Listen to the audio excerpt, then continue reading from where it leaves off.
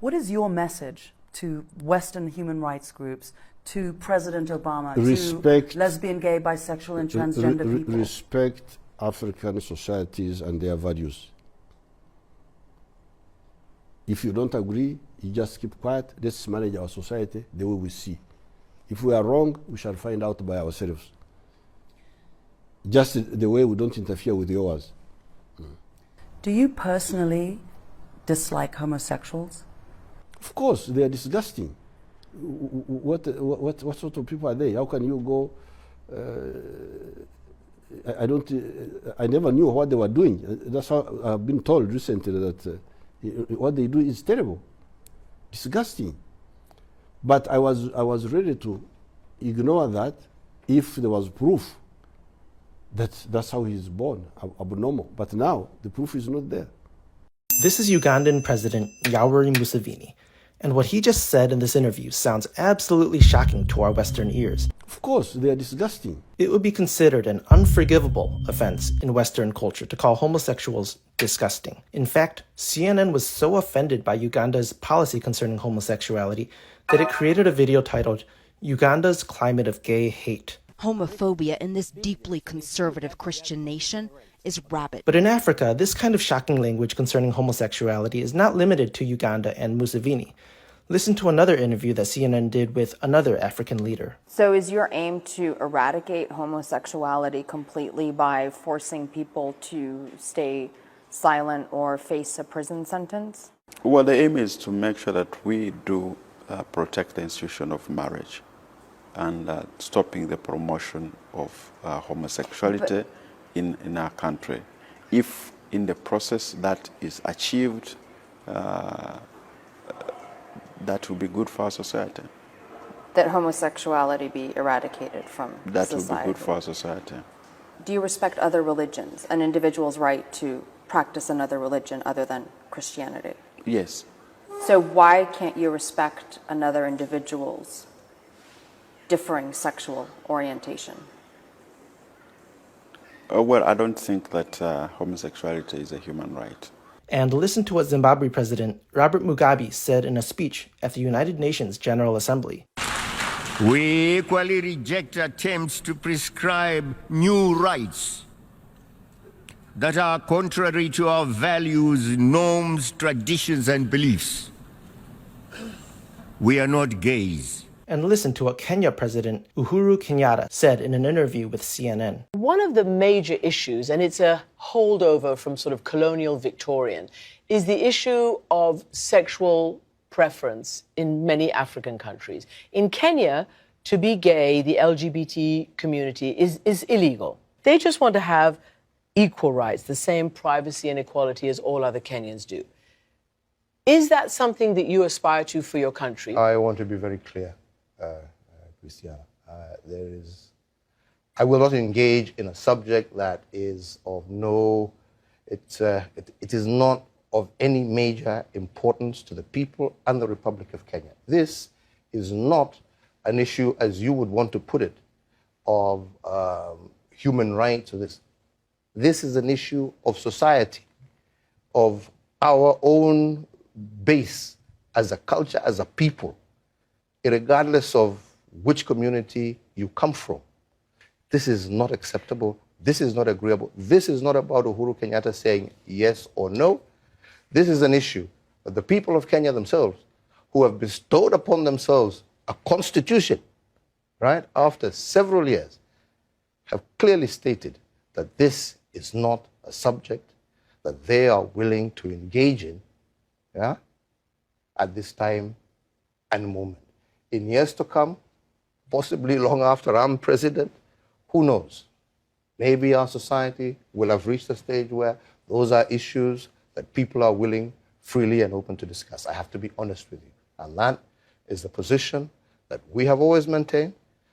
Those are the laws that we have, and those are laws that are 100% supported by 99% of the Kenyan people, irregardless of where they come from. So it's a very you're going to get yourself into trouble because what you've categorically just stated is that this is not an issue for us, for the Kenyan people, Yes. and you don't think that the idea of their privacy, their equality, their rights is important. This is, but it's a global issue right now. It's important to them where they are. Why is it not I am important saying to you that it as is president not of the country? important to me as the leader of 49 million Kenyans. And after, if you want to ask me my personal opinion, What is your personal opinion? after I finish my process, I can talk about my personal opinion. But as the leader of the people of the Republic of Kenya, I represent that which our people are desirous to be. And I have no choice, but that is my position. Would you publicly say that people who are LGBT, gay members of the Kenyan population should not be discriminated against, should not be violated, should not be abused? No Kenyan should be abused, should be, mistreated in any particular. Every Kenyan is protected by law, every single Kenyan. But they also must recognize that their freedoms are also must be taken into the entire context of the society that they live in. Because this is not a question of governments accepting or not accepting. This is a question of society, right? Currently, it's a legal process. Yes. And that legal process is based on the society that you live in, and that's why laws are made. So I think that's all I have to say about that particular subject. The key question here is whether LGBTQ rights are in fact human rights. Museveni pointed out correctly that despite many claims that people are born homosexual, there is simply no definitive scientific evidence that this is the case. But I was ready to ignore that if there was proof that that's how he's born, abnormal. But now the proof is not there. Yeah, because everybody knows that that's how people are born, right? We have the LeVay brain study, Bailey and Pillard's twin study. We have Hamer's X chromosome study. We've got Savik's pheromone study. So of course, all of these things, by the way, none of these things has proven a genetic connection to homosexuality. And even if it did, it wouldn't matter. Do you realize that there is nothing that proves that people are homosexual? How do you know? How do you know a person is homosexual? The only way you know is if they tell you. But there's no way to prove it. There's not even any way to prove that that category of people actually exists as a category, other than just a behavior. There's no way to prove it. How do you prove? Is there a blood test? How do you prove it? You can't. You can't. But everybody assumes that it just is. And as the other Ugandan leader said, homosexuality is not a private issue because it undermines the institution of marriage, which is foundational to the survival of societies. There is a war raging right now in the marketplace of ideas. And it's a war that's raging on many fronts.